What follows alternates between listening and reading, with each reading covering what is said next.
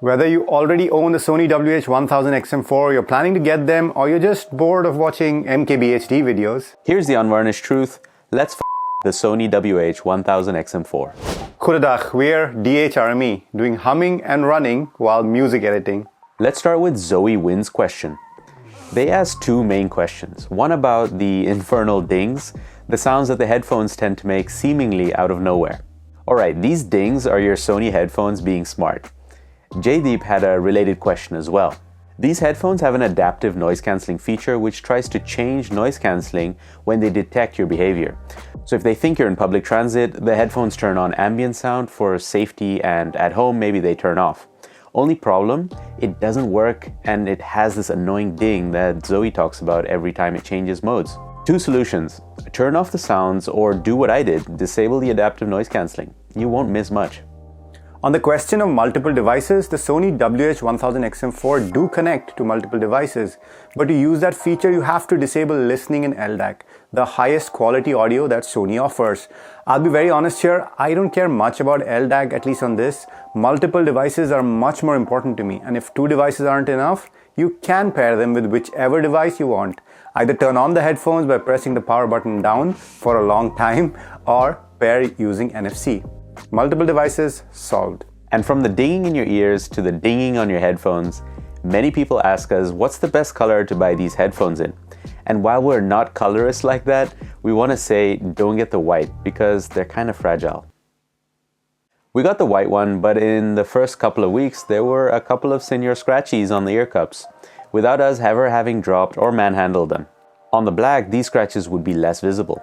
What's in the box, you ask? No one asked us that. Well, it's very bare bones. The headphones, the case, the USB and the audio cables, and the airplane adapter. Bare bones? I know more expensive aluminium headphones that come with a dainty case and no cables. And no app. The XM4 comes with an app for Android and iOS, but some of you asked us if you could use it without the app. They didn't ask us. Yes, they work perfectly without the app.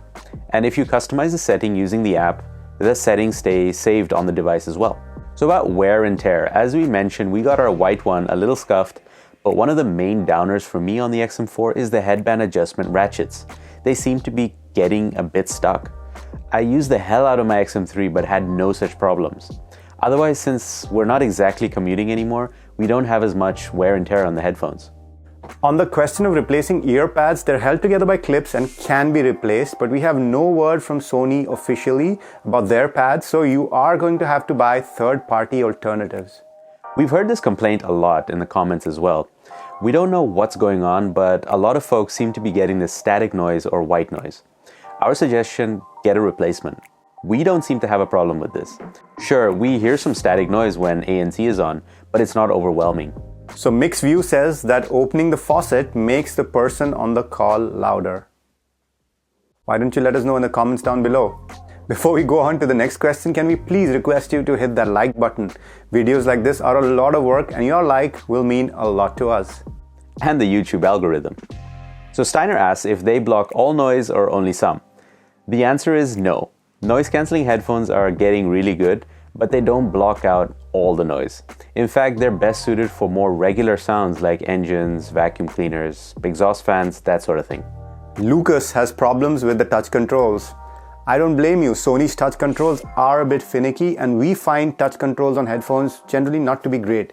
The Rollstone Focus is the best we've tested so far, and the Bose 700 has a decent implementation as well.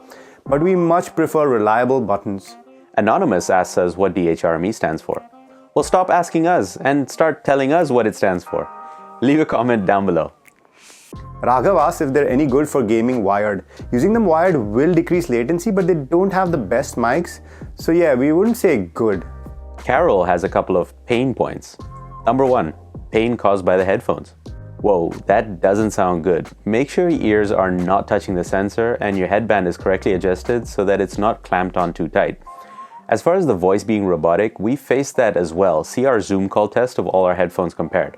It seems to be something with Sony's noise reduction algorithm. And the final question. You've been escalating quickly. And we've been DHRME. Namaste.